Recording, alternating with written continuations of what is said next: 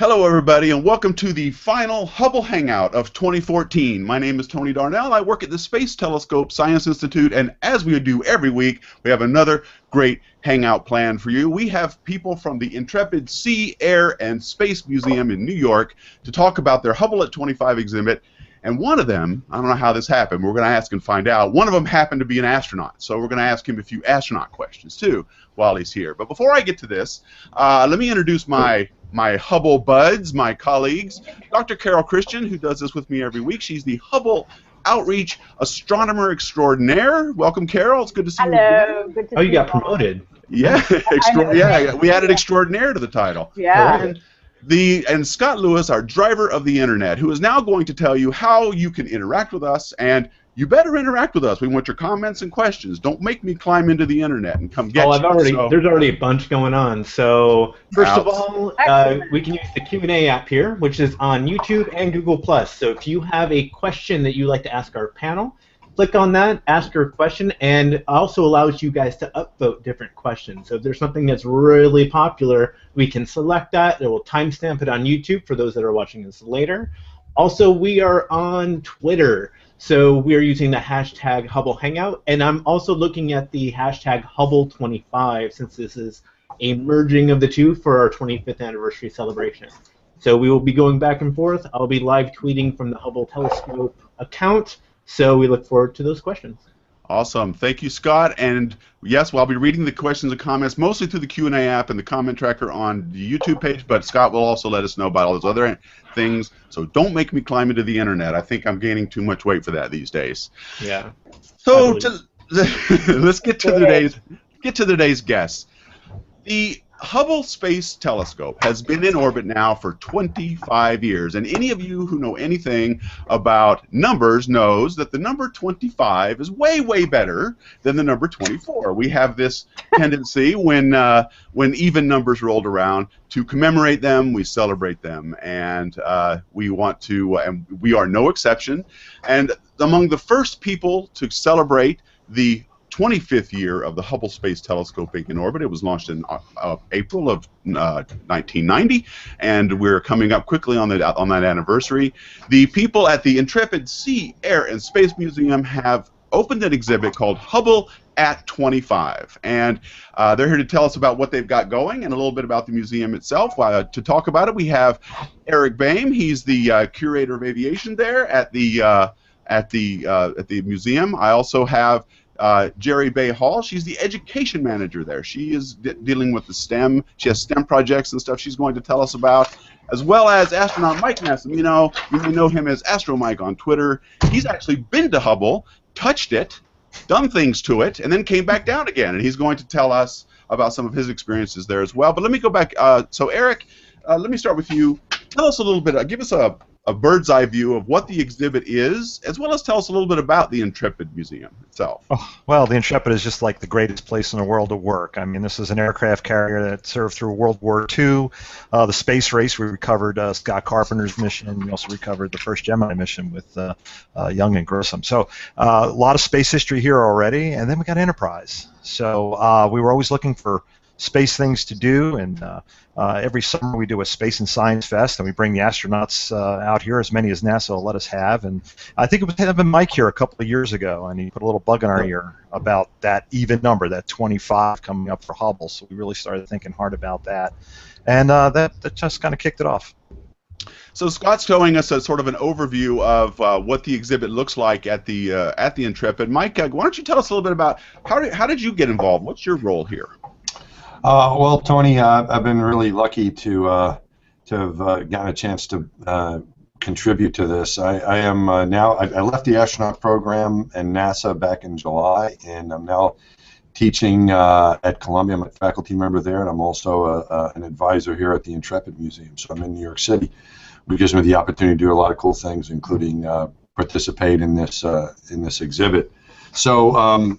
As my job as advisor, I got to work with Eric and the team here in trying to determine what we would like to have to show people here at the museum. So, what artifacts would be interesting. Some of the tools that we used in orbit are actually on display, It's very personal. A couple of our flown items. I flew a home plate in space on STS-125 from Shea Stadium for New York City for the Mets. We have that home plate here. We have a basketball that was used by Edwin Hubble, the actual Hubble guy. Hubble the dude was from the University of Chicago and played basketball there. He wasn't just an astronomer. We have a basketball that he played with in a game, and he actually beat. I think they beat Indiana. It was a very low-scoring game, but it was back in the old days. Basketballs didn't bounce very well back then. But we have that kind of fun stuff, but we also have some history about the Hubble itself. It didn't work as well as they would have liked. There was problems with the optics, and there's a story there and how it was fixed and how the instruments work. My favorite part of the exhibit is inside, in the back of the exhibit, we have, I say inside, but the whole thing's inside. But you kind of go into the exhibit and go to the back. There's a special video room with footage from our training in the neutral buoyancy laboratory, which is our big pool that we practice our spacewalks in. And it's on a big screen. It's got the sounds behind it that we had in the pool, and it reminds me so much of what those training days were like. All those days that we spent over training over in the big pool at the neutral buoyancy laboratory. So to me, it's very, very personal because it shows the stuff we used, and it tells the story of the telescope, but also of the crews and the science. And it's I contributed to it, so I'm biased, but I think it's really great. Yeah, I want to get back to a lot of your experiences on the shuttle and specifically working on the Hubble. But I'm going to get back to the exhibit itself a little bit with Eric. When did it open? When did it start? And for how long will it be available for the public to come look at? Well, we just opened it this October 23rd, and we're going to keep it open for almost 11 months until mid-September of 2015. So we'll be open and right through the anniversary, the launch anniversary in April. So goes along with the exhibit are a lot of programming. We've already had a couple programs, and these are evening programs, but we have some other programs coming up. It's just kind of a concept we like to do. Carrie and her team have all these educational programs for the kids during the day, but the adult programming at night, or the family programming at night, is a big part of it. So, as I mentioned at the top of the hangout, the Hubble has been up for 25 years, and it's been circling over our heads, not looking down at us, but looking up at the outer reaches of the solar system and our galaxy and the universe. And I think it is more than any other scientific instrument has given us, with its glimpses of the heavens, it's given us more perspective on our place in the universe than I think any other telescope has ever done. And I've often said, and I don't think I'm overstating it when I say this, is that the Hubble Space Telescope, in my opinion, is the single most important instrument ever built. And because of that, because of what it has shown us and taught us about the universe. So, Jerry, when you are designing some of the education programs that go along with the exhibit, and are you seeing any of that sense of wonder among the students you're teaching with this? Is the exhibit conveying that sort of sense of wonder that Hubble has always been famous for? I think absolutely, especially for the younger kids who have grown up with a lot of these images, and they recognize them, and they might see them in popular culture, and then to see these huge images underneath the space shuttle that we have, it really does bring them to the science and technology that has made it possible. They finally understand why it's important to have the telescope there up above the Earth's atmosphere and what it can do. It really is amazing for them. So tell us a little about some of the programs you've designed. What specifically are you teaching kids, and at what general age range are you targeting? We've been trying to target K through 12. The whole schmear, huh? The whole schmear. I mean, the K through 2s, I admit, are a little difficult. But the exhibit is designed so well around STEM, science, technology, engineering, and math, that you can really target and focus the different age groups. So for the little ones, we actually last year invested in a portable planetarium. Was it a Star Lab? I used to have one of those.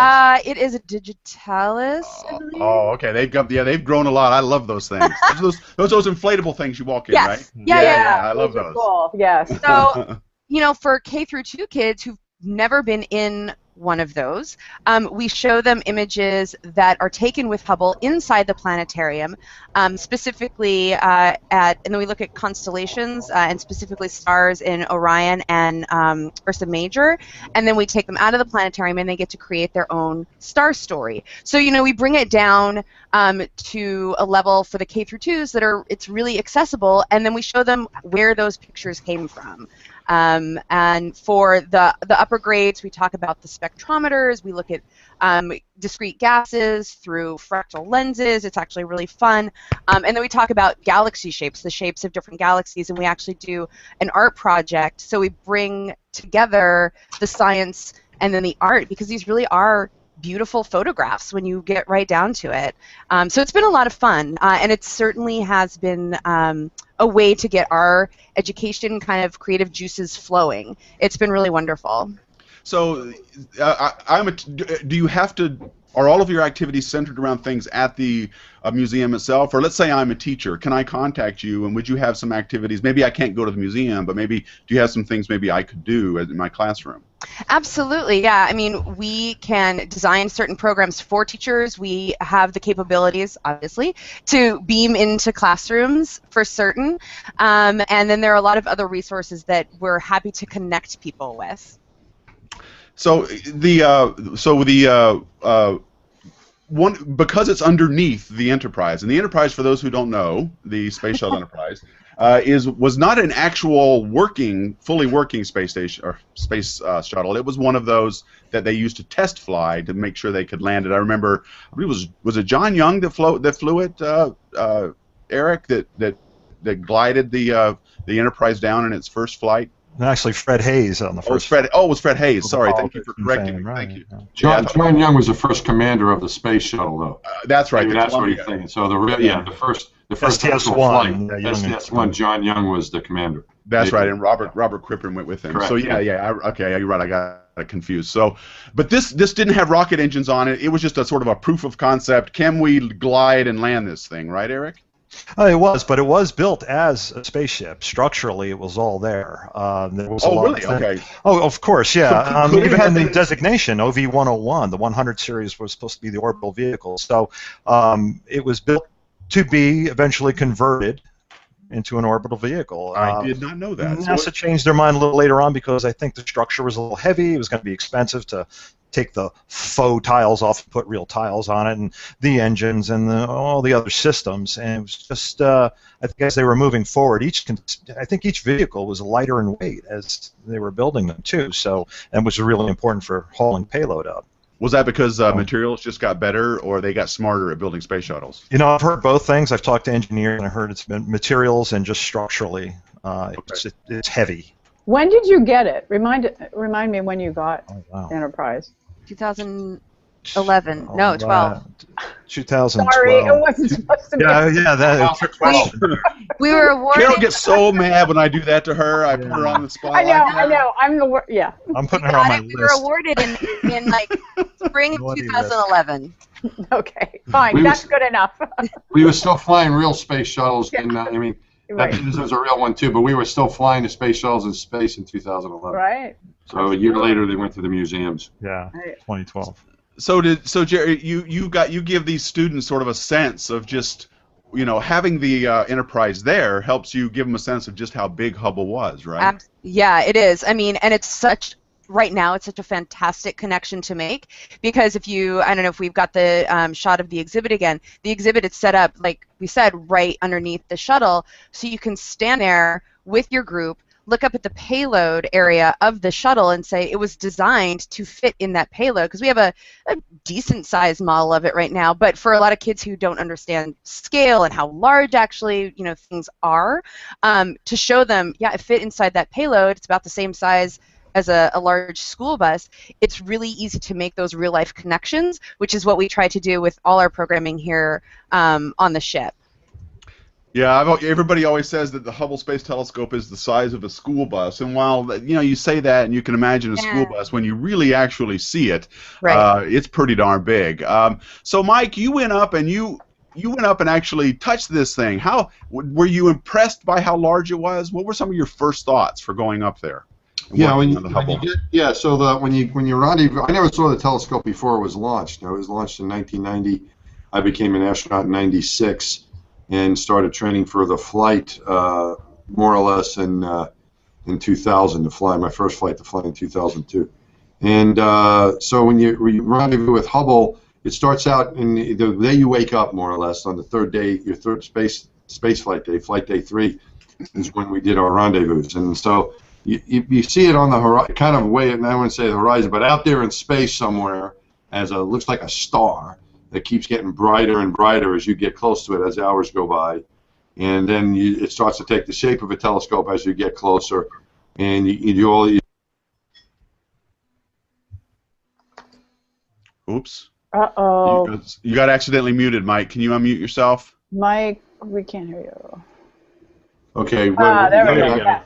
So, so I don't know where you were, but I was saying how the Hubble starts out as a star. Yeah. It gets bigger and bigger, and then as you get close to it, you start seeing like a little telescope, and it gets bigger and bigger and bigger, and then it's like you recognize it as Hubble, and you come up close to it and grapple and pull in the payload bay. But it's really big. I mean, it's nowhere near as big as a space station, but it's pretty impressive when you come up and see this thing. After you're in space for a few days, and then you hit the mark and you're right there next to it.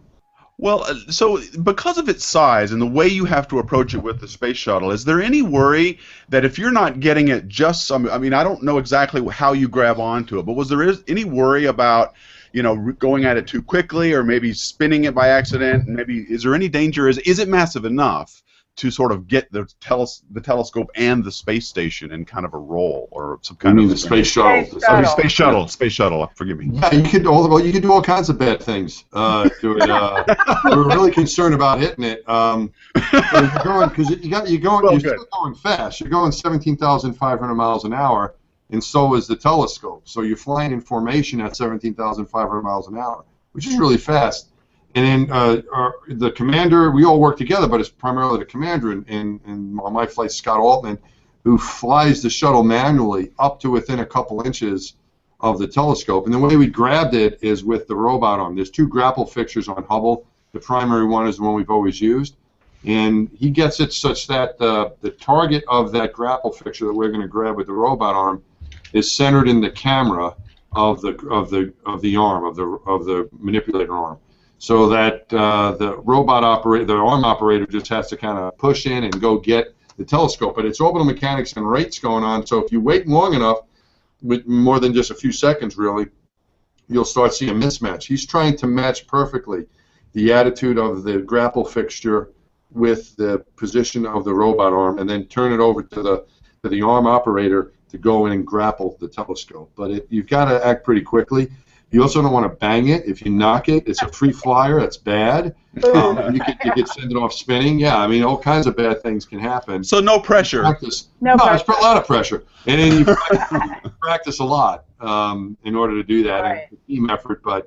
But yeah, Megan MacArthur on my second flight, she was the first rookie to ever be entrusted with the job of going to grab the telescope. Because if you're not into it, it's kind of a bad day. I will say on behalf of the mission and all the people at Space Telescope, we sit in the auditorium and in front of our TVs and computers, and we hold our breath during that whole procedure. It was like, oh my gosh. Anyway, we're with you. We're with you. Thank you. And that was a big mission too. You did a lot of stuff to the telescope. I mean, one of the reasons that Hubble has been up there for 25 years, able to do what it does, is because of this design capability of going up there, grabbing onto it, and opening up hatches and pulling things out and putting other things in. And you guys basically made almost an entirely new telescope out there, didn't you? Yeah, every one of the science instruments. So there was 5 servicing missions, and over the course of the servicing missions, each scientific instrument was replaced. New batteries. We put on my second flight, we put in new batteries. The solar arrays were replaced twice. The wide field camera itself, one of the scientific instruments, is on version 3 of that. That's right. The gyroscopes have been replaced 3 times. We just put those in the last time, the newest set of them. New power control unit, new computer. Yeah, so you can replace stuff. The parts that were out, so you replace those. And every time you replace an instrument or even the component parts, like even the gyroscopes, They used the latest technology. So as technology advanced, you were able to put the new stuff inside the telescope. So, and then on my second mission, it wasn't just replacing stuff; it was fixing things. We took 2 instruments that were broken, and we show some of this in the exhibit. They had a power supply failure on the advanced camera for surveys and on a space telescope imaging spectrograph, and we had to open those instruments up, kind of perform surgery on orbit to put new power supplies in there. So that was a little bit different because it wasn't just remove and replace. It was go in and get inside of the instrument that was never intended to be worked on and take stuff out and put new stuff in.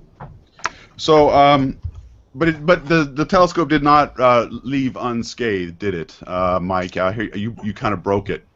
I'm hearing. Yeah, we did. Yeah, so but really, I mean, the telescope's all right. I pulled the handrail off. You broke the Hubble Space Telescope. You're the man who broke it. All right, sure. So I pulled the handrail. I pulled the handrail off of an instrument. Yep. So what's the story there? You had to. It was just you needed to.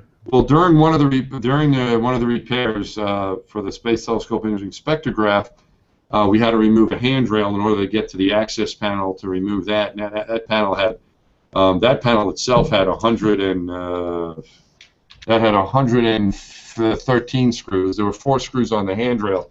3 of the screws came off the handrail, but 1 wouldn't come off, and I had to get the handrail out of the way to get to the access panel, to get access to the access panel. And after about an hour and a half, the clever idea came to see if I could just rip the handrail off. So we were supposed to remove it by taking out all 4 screws, but only 3 came out, so I had to rip the thing off. So in truth, yeah, I did rip it off, but it had to come off anyway.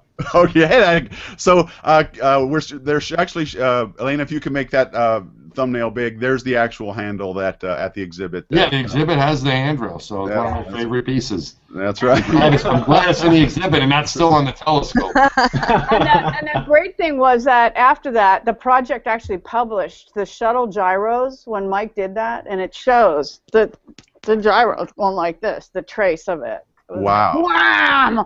Yeah. They're all like, oh, wow. I really want to make sure that handrail's going to come off.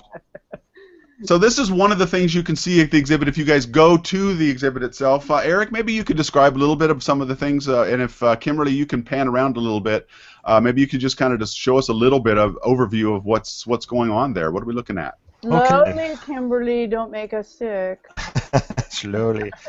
So the exhibit, if you look at my title, Aviation Curator, I'm not really a space guy, though I am an enthusiast, but it was fun to sit down with Mike and then start picking his brain to see, with a clean piece of paper, where this can go. And I'm very much into, here at the Intrepid, really, we're here for the human aspect of it. You know, there's people that flew these airplanes and sailed in the ship and fixed this wonderful machine. So we really wanted to make sure that we touched the human component.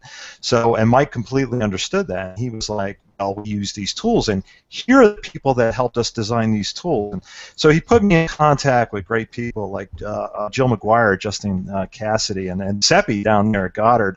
And then from there, he was like, you need to talk to this person at Goddard, and I got to send a little shout out to Jim Gilletic, who really he made it all happen. And we have you know, like 8 tools and the handle, the actual flown tools on display.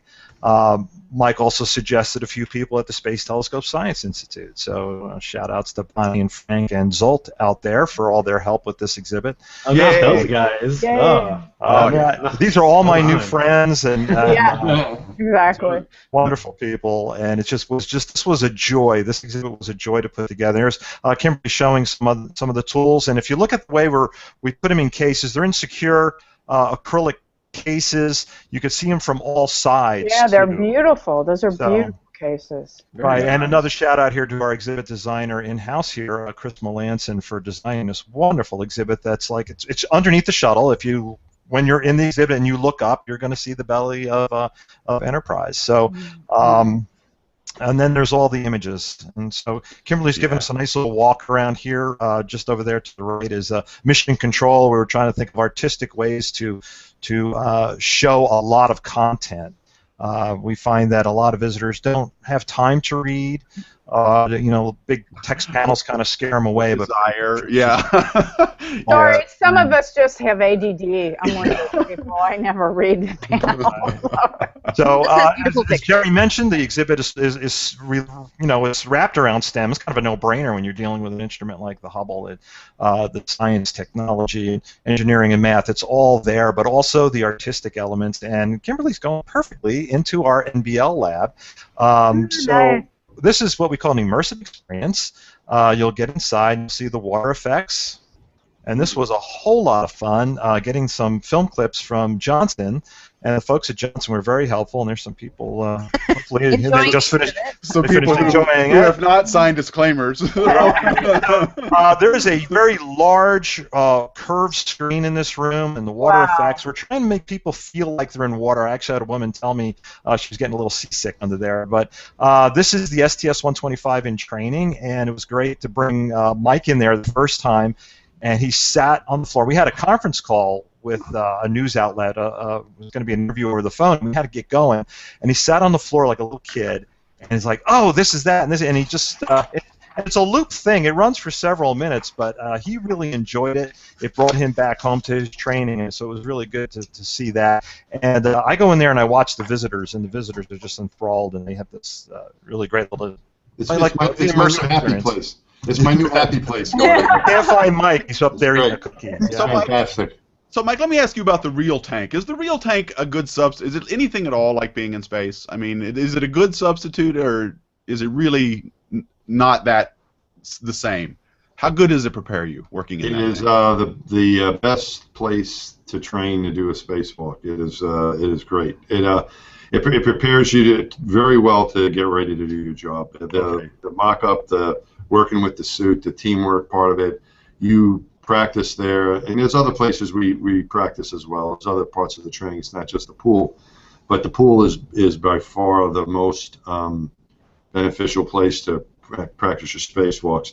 So it prepares you very well. It doesn't prepare you for the view around you, so that's different. But other than that, the way you got to work your procedure, the choreography, working with your teammates, working with the suit, understanding how you're going to do things, it is fantastic. It is the best really. It's the best place to get ready.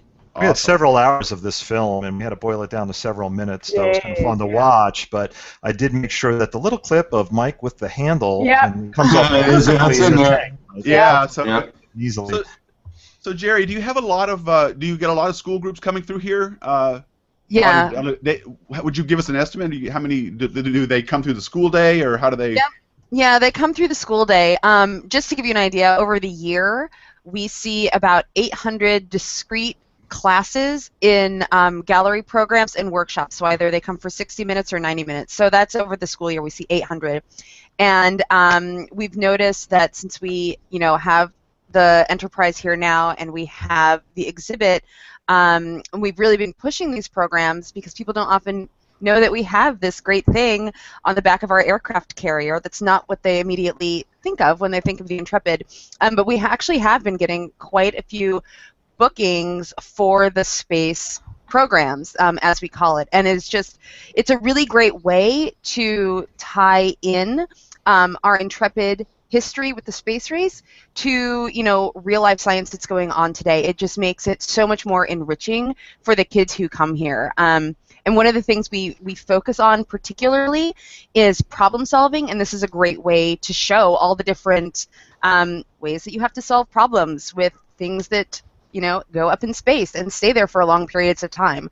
It's been really wonderful. So yeah, if you want to book a program and you're in the tri-state area, give me a call.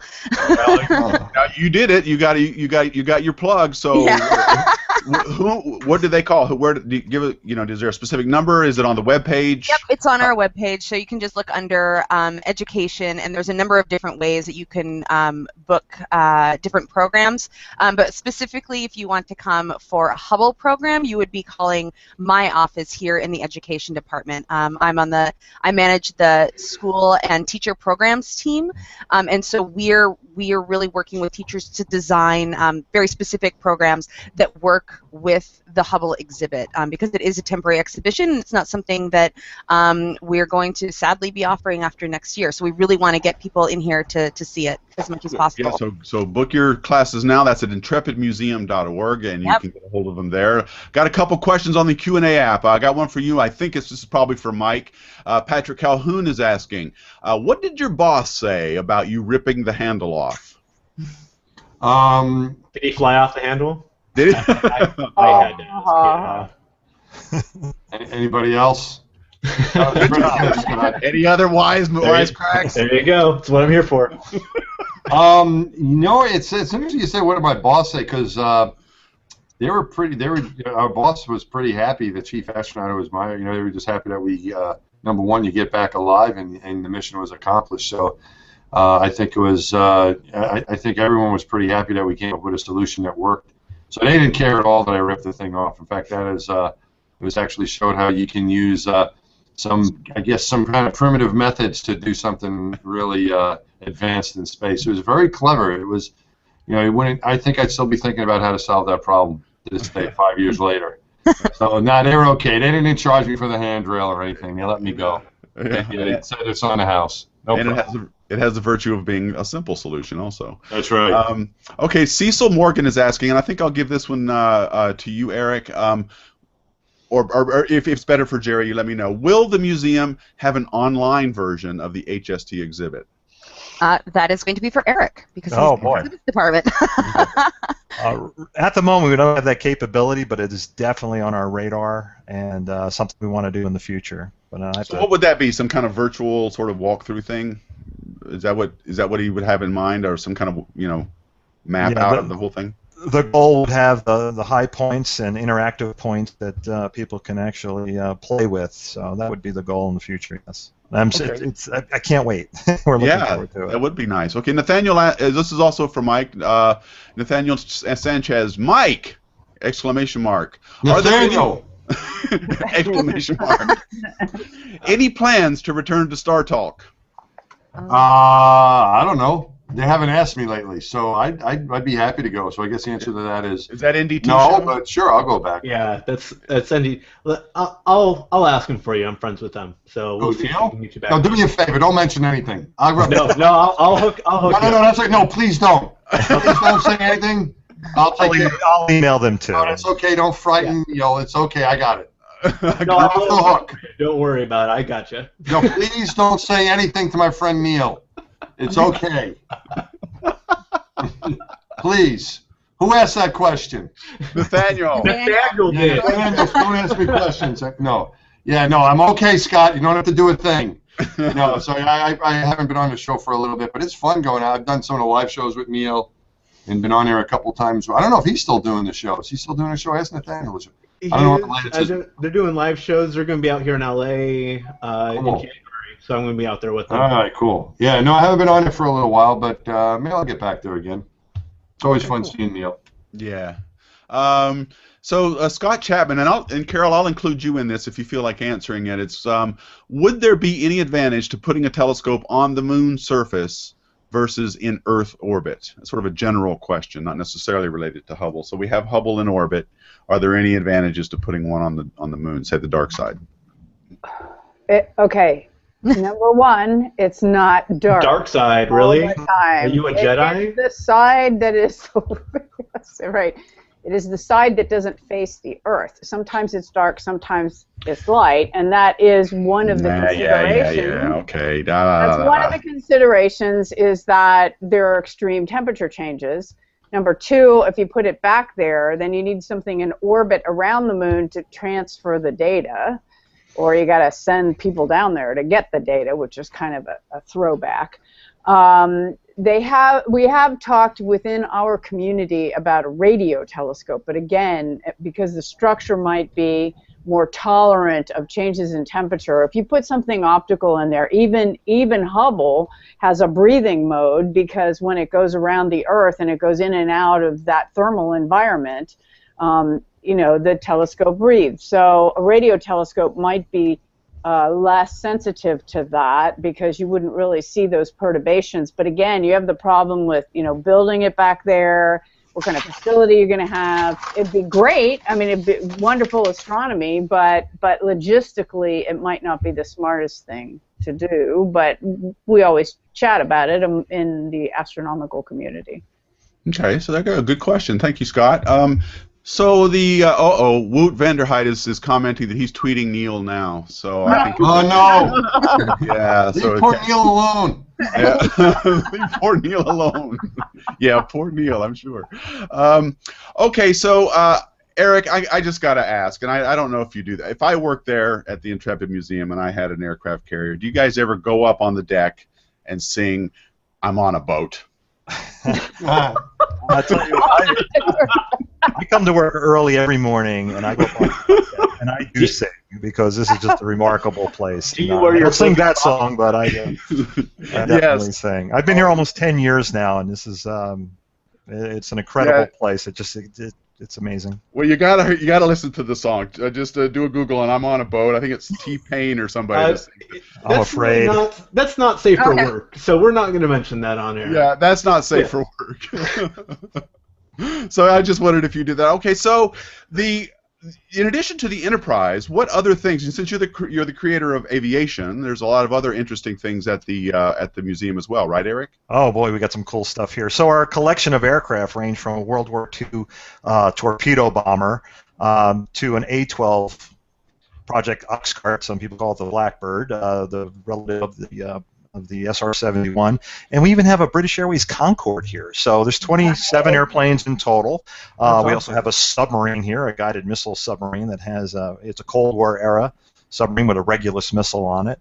One of the things that's really great, right underneath our Enterprise, towards the back end, away from where the Hubble exhibit is, we have a Soyuz capsule. An actual flown Soyuz capsule, yes. So that was donated to us by Greg Olson, who I think he was the third space participant that went up to the ISS with the Russians. And when he came back, he brought his capsule home, and we really love having it here because it's just shows a piece of technology. A lot of Soyuz capsules on display here in the United States, so it's great to have it here. Yeah, that is awesome. So is there any so, Mike, one of the things I like to do when I have people who, have done some amazing, like been an astronaut, been a scientist, astronomer, things like that. I've had Nobel Prize winners I've asked this question to. What advice would you give to younger people who are just starting out? Let's say can you give us some sense of what the astronaut corps is like now? Is it still possible to become an astronaut? I know NASA's got future plans. What advice would you give to somebody who wanted to become an astronaut? Yeah, well, NASA, we just picked a group a year ago. We picked only 8 new astronauts a year ago. So it's pretty competitive. There's, I think, out of over 6,000 applications, you come down and pick 8 people. 6,000? Yeah, something like that. So it's a tough job to get. Anyone who gets to become an astronaut is well qualified, but also fortunate because there's just not that many spots. But there's still that possibility. I think now that we have some commercial companies we're working with to provide launch services of people to the International Space Station, there's going to be more seats, and we're going to need more astronauts. So I think that those numbers will increase. The class size that I was in back in 1996, we had 35 Americans, so that was a pretty big class. So depending on what the need is, they look at the amount of new astronauts they need. So I think that number is going to start to increase again. It went down. I think it's gotten lower now. But I think in the next few selections, you're going to see it starting to rise up again. They're going to need more and more people. And so there is still an active astronaut corps. Yeah, of course. Yeah. I'm sorry. To me, I just take it for granted. Everybody knows that, but many people don't. Yeah, well, people wonder. I mean, we have 2 Americans in space right now. We got 2 Americans in space right now orbiting in the space station. So there's 6 people in space right now. 2 of them are Americans. So yeah, if you're from other countries too, and we have people from Europe, astronauts from Europe, Canada, all around the world, Japan, and so on. So just about wherever you are, wherever might be listening to this, if you're a country of the space program, there's the opportunity to do that, use it as a goal. That's what I did. I mean, it was unlikely when I applied and when I was dreaming about it, but the chances are 0 if you don't do anything about it. Excellent so if that's what you want to do, that's who the heck knew I was going to be able to do it? But and any of my colleagues will tell you the same story. Yeah, it's unlikely, but you're not going to do it unless you try. So if people that want to do that, if there's students that want to do that, kids that want to do that, it's great. They're still picking people from technical backgrounds, so, and that can be just about anything. I mean, you mentioned astronomers, but we have engineers, pilots, medical doctors, a veterinarian, Rick Linehan's, geologies, guys, people I flew with, for example, Drew Foysel, geologist, Meg MacArthur, an oceanographer, Rick Linehan I mentioned was a veterinarian. So there's lots of different backgrounds, and some of you might not associate with space travel. You might think astronomer, engineer, or pilot, but just about anything technically oriented, medicine, math, whatever it might be, computers, it makes you qualified. And you can see the list of these things on the website, on the astronaut selection website at NASA.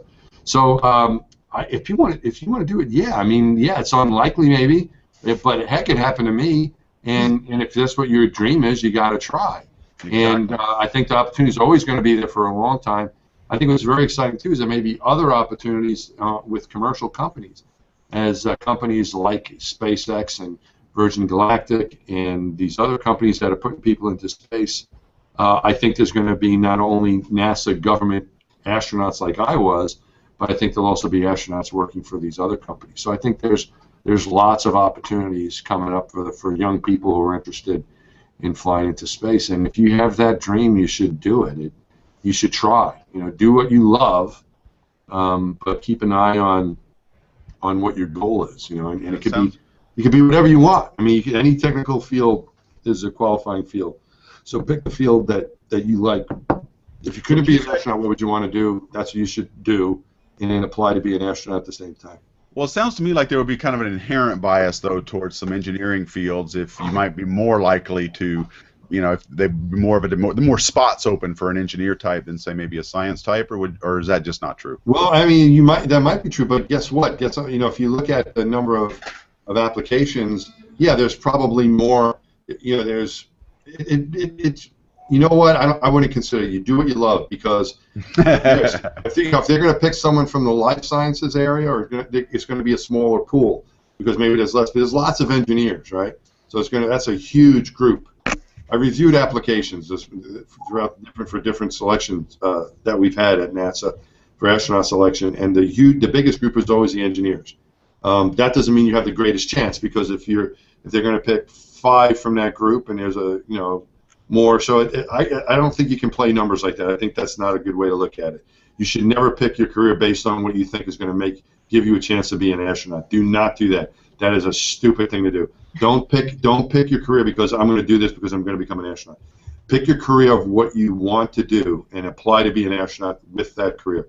If you have a love for medicine and you think, well, I have a better chance to be an astronaut if I'm an engineer, don't do that. Become a medical doctor. That's great seriously, advice. Okay. That's going to give you. It's not only going to give you a good career in case you don't become an astronaut, but I think it gives you the best chance of becoming an astronaut. That's great advice. You're going to want to get into a situation where you become a finalist and you're at an interview, and they're going to ask you, why did you do this? If you said, well, the only reason I became an engineer was because, you could lie, I guess. But if the truth of it is the only reason you became an engineer was to become an astronaut, that's probably not such a good idea. You should become an engineer because that's what you want to study. You should become a medical doctor because that's what you want to do, or whatever it might be. And if you do the best you can at that profession and you love what you do, that gives you the best chance of becoming an astronaut. Well, also in your point on being the best of the best are usually selected. If you are really happy and passionate about your doing, that's much more likely to be the case. Perfect, Tony. That's you said it in a few words of what I've been trying to say for the past 10 minutes. Exactly. Do what you're passionate about, and you're going to do good at it, and you're going to shine. And when you get and talk to people about it, you'll be happy, and that's the kind of people that they choose. Kimberly has a great shot of the Hubble at 25 exhibit right now, so that's really a great shot, Kimberly. Thank you. Woot van der Heide is asking, and I'm sorry if I'm mispronouncing your name, dude. Mike, let's talk about the pinnacle of your career. Forget being an astronaut and going up into space. How is it to be on The Big Bang Theory? That was really a lot of fun. I love being on The Big Bang Theory. It's really just pure fun. The cast is great. The executive producers, director, the people in wardrobe, everyone that works. It's kind of like a space flight almost. You have all these support people, and the actors, I guess, are like the astronauts. But it's just fantastic. It's a great group of people. It's really fun. It's a very successful show, and it's a blast. I just have such a great time when I do it. Again, to be on the show is cool, but the experience I go out there, when you go out there to film it, I'm usually out there for a few days out in Burbank, out in Hollywood, and get to see my Big Bang Theory family. I really love those people. It's a great group of people, and it's a fun show to do. Great. Okay, so thank you, I appreciate that. Scott, anything from Twitter or anybody else that I may be missing? I looked at YouTube, but I didn't see any comments. Yeah, actually, I have a request from Dr. Emily Rice for Mike. I don't know if you're familiar with her. I'm friends with her, but she has requested for Mike to do a Simpsons impression. Deep Space Homer for any chance? Are you making that up yourself, or I am not. This is on Twitter. This is on Twitter. A Homer? I'm not really sure what. Why don't you do it for me, and maybe I can try to. I don't know it. I don't know, man. Apparently, Emily wants you to do a Simpsons impression. A Simpsons impression? Yeah. No, I'm not going to do that. I'm not going to stand up and down and act like a chicken either. No, not doing it. Okay, then. No tricks. I don't know any magic either. Sorry. That's fine. Okay, so anything else? Am I missing anything else there, Scott? I'm going through. There's a lot of chatter on our hashtags, which is great. So I'm just going. Thank you guys. Yeah, thanks for talking on the Twitter. Is it on Hubble 25 or Hubble Hangout? Both. Okay, so guys, I want to encourage you guys to, if you're in New York and if you are a space fan, a Hubble hugger, and just all-around cool science person, you need to get to the Intrepid Museum. I actually have a question for them. Oh, go ahead. So I know it's on your website, but just briefly, how do you get to the Intrepid? Oh, right. For those get there? Left at Carnegie Hall. I mean, I know you have. So first step is go to New York. Go to New York. I got that step. Got it. Okay. And then practice. I'm with you there. Okay. And So you get on the subway, and the closest subway stop, here we go, is the ACE at 42nd Street. okay. Times Square. And then you can either choose to walk down lovely 42nd Avenue for about 15-20 minutes, or you can take the M42 bus cross town. The right direction. You have to go west. Yes. So Good. if you're in Times Square, it can be a little discombobulating, but yeah, it's it's a lovely walk. We're right on the water. We're a giant ship. It's great once you get here. And by the way, if you go around New Year's, I heard today that there might be a big Hubble image in Times Square. Really? So I think so. I think somebody's working on that. So that'd be nice. You can go look at the Hubble image, and then you can walk down to the museum. Yeah. Now, I did see a question earlier. I'm trying to find it, but it was asking about the Intrepid. For those that aren't able to be in New York, is there a way of interacting or at least seeing what's going on online? And so there is the website that you can go to, which is over here at intrepidmuseum.org/hubble@25.aspx. It's right there on the main page. That's nice. So you can actually go and get a preview of the exhibit, and I'm sure Jerry has more to talk about for what's on your website there.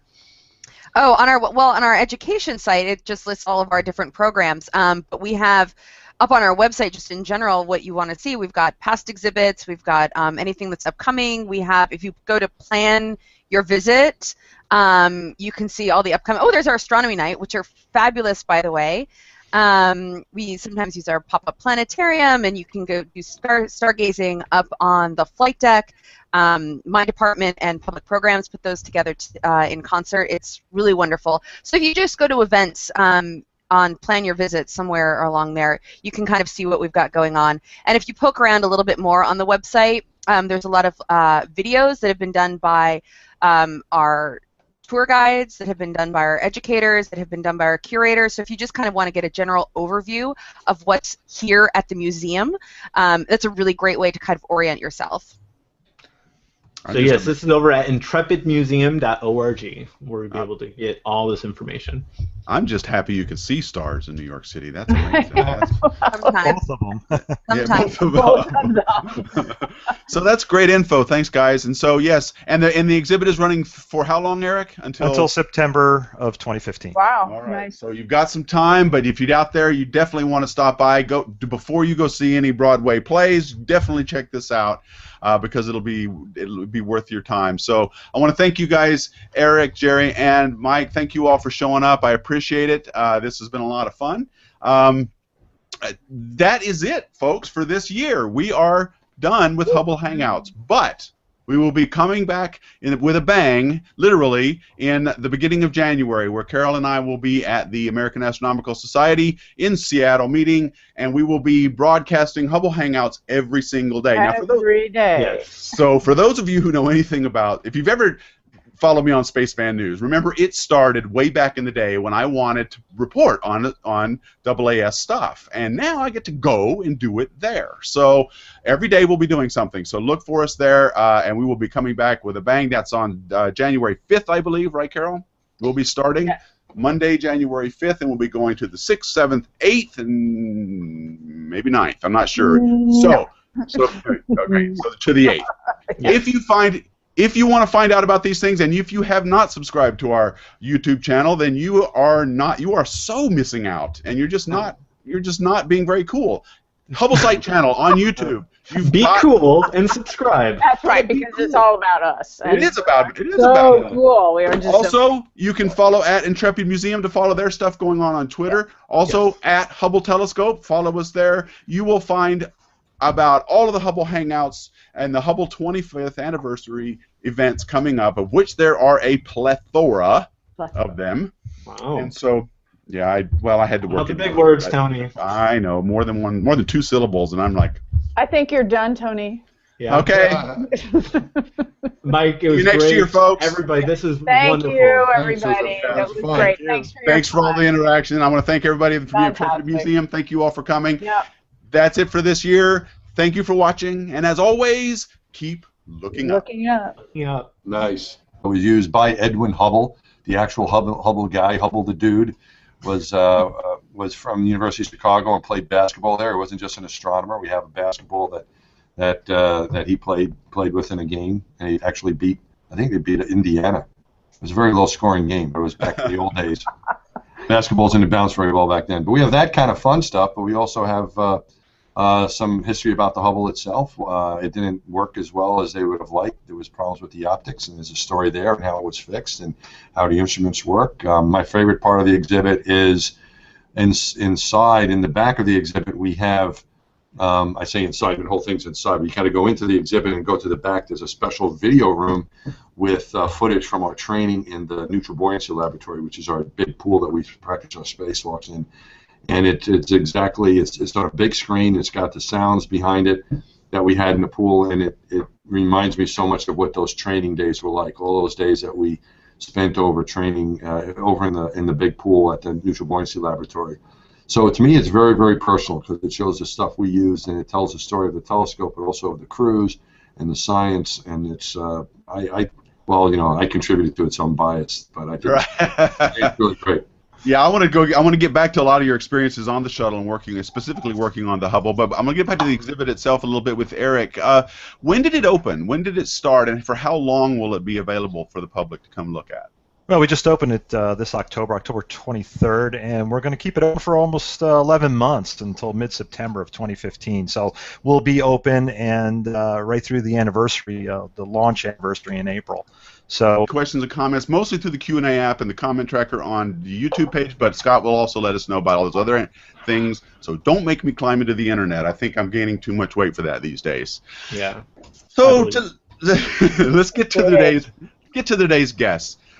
The Hubble Space Telescope has been in orbit now for 25 years, and any of you who know anything about numbers knows that the number 25 is way, way better than the number 24. We have this tendency when even numbers rolled around to commemorate them, we celebrate them, and we want to, and we are no exception.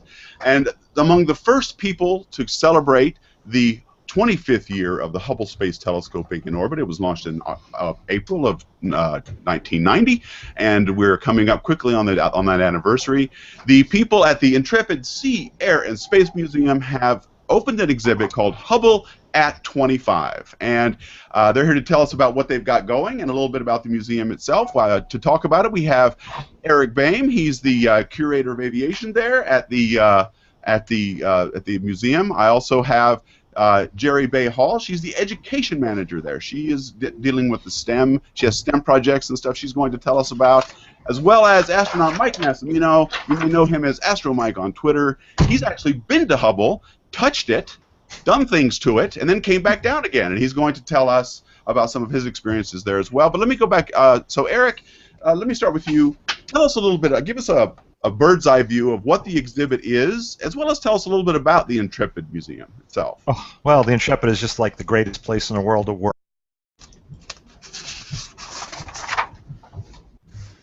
Hello, everybody, and welcome to the final Hubble Hangout of 2014. My name is Tony Darnell. I work at the Space Telescope Science Institute, and as we do every week, we have another great hangout planned for you. We have people from the Intrepid Sea, Air, and Space Museum in New York to talk about their Hubble at 25 exhibit. And one of them, I don't know how this happened, we're going to ask and find out. One of them happened to be an astronaut, so we're going to ask him a few astronaut questions too while he's here. But before I get to this, let me introduce my Hubble buds, my colleagues. Dr. Carol Christian, who does this with me every week. She's the Hubble Outreach Astronomer Extraordinaire. Welcome, Carol. It's good to see you. Hello. Good to see you got promoted. Yeah, yeah, we added extraordinaire to the title. Yeah. And Scott Lewis, our driver of the internet, who is now going to tell you how you can interact with us, and you better interact with us. We want your comments and questions. Don't make me climb into the internet and come get you. There's already a bunch going on. So first of all, we can use the Q&A app here, which is on YouTube and Google+. So if you have a question that you'd like to ask our panel, click on that, ask your question, and it also allows you guys to upvote different questions. So if there's something that's really popular, we can select that. It will timestamp it on YouTube for those that are watching this later. Also, we are on Twitter. So we are using the hashtag Hubble Hangout, and I'm also looking at the hashtag Hubble25 since this is a merging of the two for our 25th anniversary celebration. So we will be going back and forth. I'll be live tweeting from the Hubble Telescope account, so we look forward to those questions. Awesome. Thank you, Scott. And yes, we'll be reading the... Goes along with the exhibit are a lot of programming. We've already had a couple programs, and these are evening programs. But we have some other programs coming up. It's just kind of a concept we like to do. Carrie and her team have all these educational programs for the kids during the day, but the adult programming at night, or the family programming at night, is a big part of it. So, as I mentioned at the top of the hangout, the Hubble has been up for 25 years, and it's been circling over our heads, not looking down at us, but looking up at the outer reaches of the solar system and our galaxy and the universe. And I think it is more than any other scientific instrument has given us, with its glimpses of the heavens, it's given us more perspective on our place in the universe than I think any other telescope has ever done. And I've often said, and I don't think I'm overstating it when I say this, is that the Hubble Space Telescope, in my opinion, is the single most important instrument ever built. And because of that, because of what it has shown us and taught us about the universe. So, Jerry, when you are designing some of the education programs that go along with the exhibit, and are you seeing any of that sense of wonder among the students you're teaching with this? Is the exhibit conveying that sort of sense of wonder that Hubble has always been famous for? I think absolutely, especially for the younger kids who have grown up with a lot of these images, and they recognize them, and they might see them in popular culture, and then to see these huge images underneath the space shuttle that we have, it really does bring them to the science and work. I mean, this is an aircraft carrier that served through World War II. The space race, we recovered Scott Carpenter's mission. We also recovered the first Gemini mission with Young and Grissom. So a lot of space history here already, and then we got Enterprise. So we were always looking for space things to do, and every summer we do a Space and Science Fest, and we bring the astronauts out here, as many as NASA will let us have. And I think it was having Mike here a couple of years ago, and he put a little bug in our ear about that even number, that 25 coming up for Hubble. So we really started thinking hard about that, and that just kind of kicked it off. So Scott's showing us a sort of an overview of what the exhibit looks like at the Intrepid. Mike, why don't you tell us a little bit about how did you get involved? What's your role here? Well, Tony, I've been really lucky to have gotten a chance to contribute to this. I am now. I left the astronaut program and NASA back in July, and I'm now teaching at Columbia. I'm a faculty member there, and I'm also an advisor here at the Intrepid Museum. So I'm in New York City, which gives me the opportunity to do a lot of cool things, including participate in this exhibit.